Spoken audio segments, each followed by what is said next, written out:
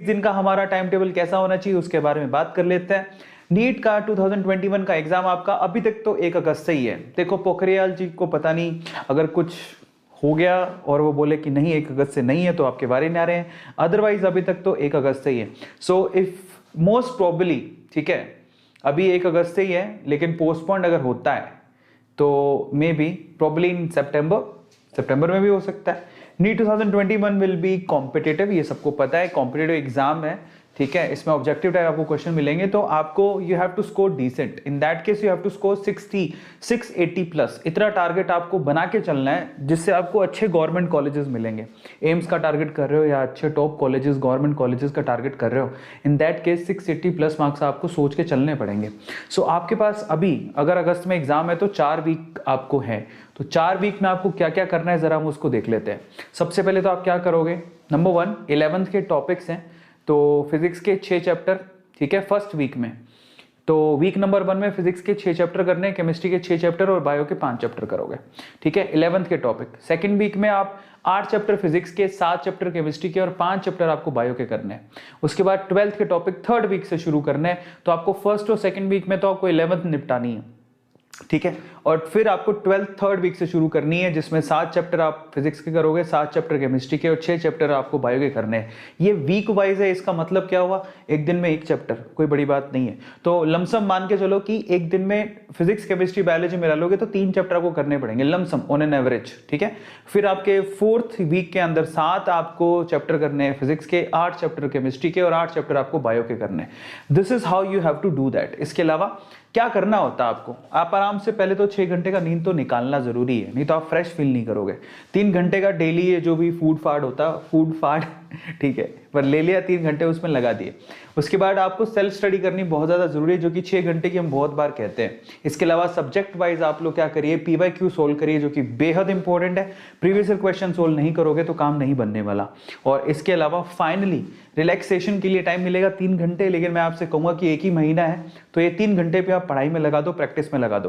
Total 24 घंटे हैं। इस तरह से आप लोग क्या कर सकते हो, अपने स्केड्यूल को बहुत अच्छे तरीके से मेंटेन कर सकते हो।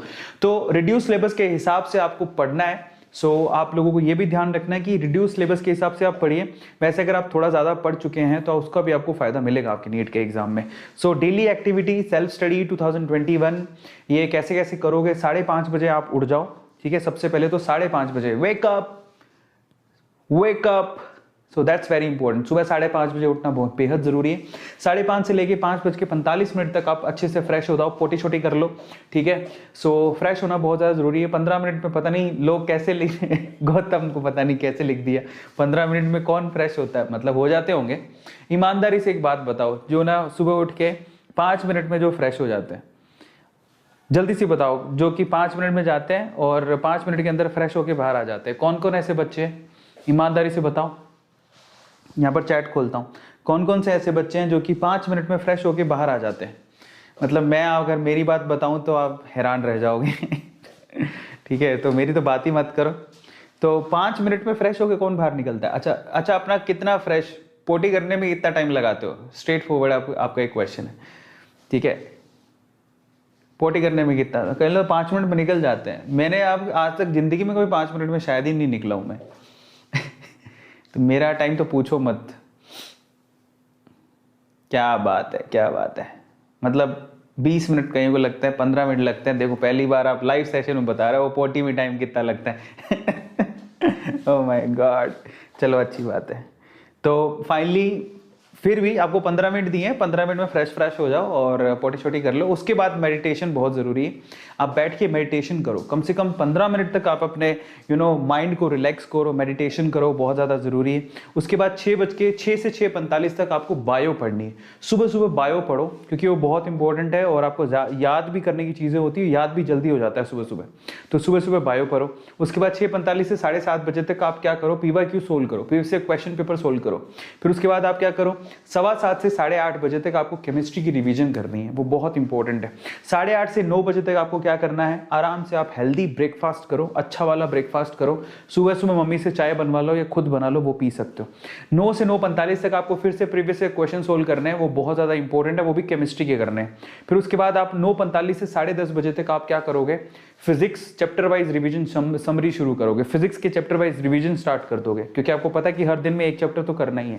फिर उसके बाद आपको क्या करना है, PYQ सोल्व करने हैं बैठ के 9 से लेके 9:45 तक, ठीक है, प्रीवियस क्वेश्चन सोल्व करने हैं। फिर उसके बाद आप क्या करोगे, मतलब 10 से लेके 10:45 तक, उसके बाद 10:45 से लेके 12:45 तक आपको क्या करना है, फिजिक्स के आप 100 क्वेश्चन सोल्व करो। सुबह सुबह सोल्व करो, आपको बोरियत महसूस नहीं होगी, क्योंकि फिर दोपहर में करोगे तो आपके पास नींद आने लगेगी, फिजिक्स थोड़ा हैवी होता है और रात में करने का समय नहीं होता, क्योंकि उस टाइम की क्लासेस होती है बहुत सारे लोगों की।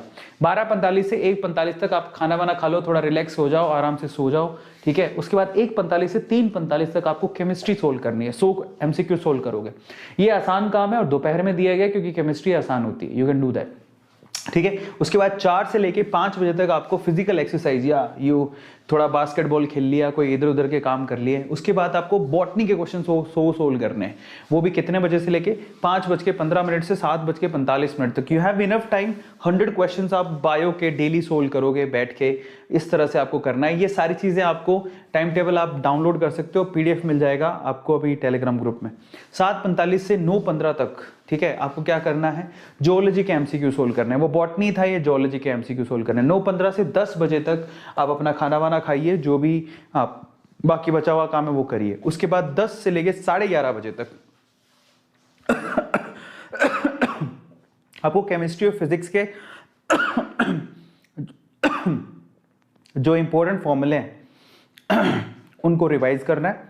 फिर उनके चैप्टर वाइज आपको 20 से 30 न्यूमेरिकल सोल्व करने हैं, ठीक है। फॉर्मूले के 20 से 30 न्यूमेरिकल सोल्व करने हैं, ठीक है। तो न्यूमेरिकल मतलब न्यूमेरिकल समझ गए हो आप लोग, न्यूमेरिकल क्या होता है, यस।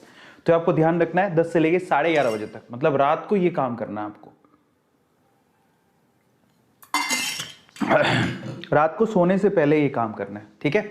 और फाइनली 11:30 से 12 बजे तक आपको क्या करना है, आपने आज जो किया, क्या आपने टास्क पूरे कर लिए जो आपने सोचा था, और अगले दिन की प्लानिंग। 12 बजे आप सो जाओ। This is how you have to maintain, this is how you have to do. Are you getting my